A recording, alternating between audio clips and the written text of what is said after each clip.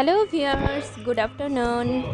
আশা করি সবাই ভালো আছেন। তো আজকে বিকেলে বসে বসে প্যানকেক খাচ্ছিলাম আর ভাবলাম রেসিপিটা আপনাদের সাথে শেয়ার করি। তো আপনারাও খুব সহজে ঘরে বসে কিভাবে পারফেক্টলি স্পঞ্জি প্যানকেক তৈরি করবেন চলুন দেখে নিন আমার সাথে। তো প্রথমে আপনারা যা যা লাগবে দেখে নিন।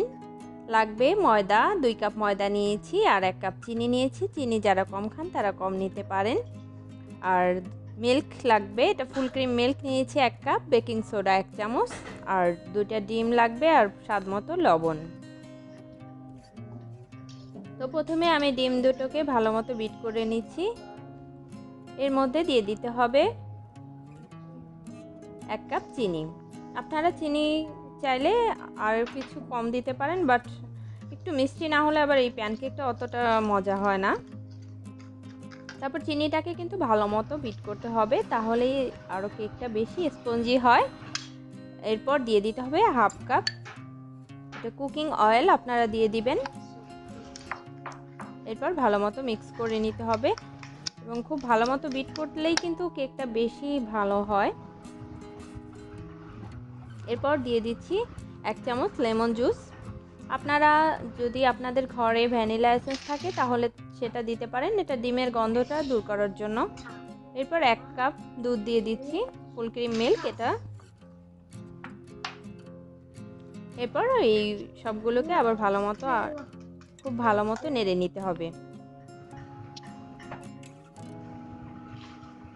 এরপর আমি ময়দা 2 কাপ, এটাকে আস্তে আস্তে 2-3 বার আপনারা 2-3 বার এরকম করে দিবেন, একসাথে কখনো দিবেন না, তাহলে ভালো মতো মিক্সিং হলেই কেকটা বেশি সুন্দর হয়, দেখতেও খুব সুন্দর লাগে। আর এখন তো বাচ্চারা দেখা যায় যে প্যানকেক পেলে খুব পছন্দ তাদের, আপনারা সকালেও দিতে পারেন তৈরি করে অথবা বিকেল বেলায়। তো এভাবে 2 অথবা 3 বার একটু একটু করে দিয়ে ময়দাটাকে ভালো মতো মিক্স করে নিতে হবে। এভাবে গোলাটা ঠিক এরকম হবে, তাহলেই পারফেক্ট হবে। আসলে বাচ্চাদেরকে আমরা অনেক ধরনের স্ন্যাক্স তৈরি করি বিভিন্ন ধরনের, তো এইটা কিন্তু খুব স্বাস্থ্যকর, যেহেতু ডিম দুধ সবটাই আছে। তো এইভাবে হয়ে যাবে সুন্দর মতো ব্যাটারটা। তো ফ্রাই প্যানে একটু তেল ব্রাশ করে নিতে হবে, তারপর সেটা গরম হলে 1 চামচ ব্যাটার দিয়ে দিতে হবে এবং লো হিটে থাকবে, কোনো হাই হিট যেন না হয়। তো খুব লো হিটে এটাকে আমাদের তৈরি করে নিতে হবে। এরপর ঢাকনা দিয়ে ঢেকে রাখতে হবে। প্রায় 1 মিনিট বা 2 মিনিটের মধ্যেই খুব সুন্দর স্পঞ্জি প্যানকেক তৈরি হয়ে যায়। এভাবে আপনারা নাইফ দিয়ে অথবা যে কোনো একটা স্প্যাচুলার মাধ্যমে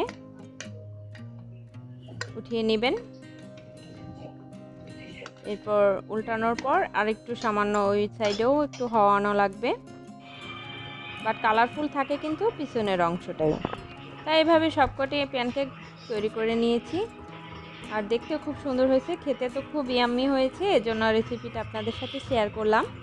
তো আমার ভিডিওটি ভালো লাগলে অবশ্যই আপনারা লাইক দিবেন আর ফ্রেন্ডস অ্যান্ড ফ্যামিলির সাথে শেয়ার করতে কিন্তু ভুলবেন না। আর আমার বাঙালি পরিবার চ্যানেলের সঙ্গে থাকবেন, আপনারা সবাই বাঙালি পরিবার চ্যানেলের সদস্য এবং আপনারা আমার চ্যানেলটি প্লিজ সাবস্ক্রাইব করে দিবেন।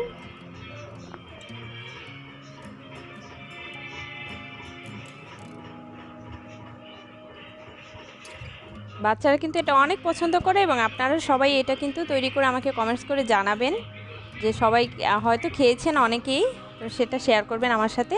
আর প্লিজ প্লিজ আমার চ্যানেলটি সাবস্ক্রাইব করে দিবেন। সবাই ভালো থাকবেন। বাই বাই, আল্লাহ হাফেজ।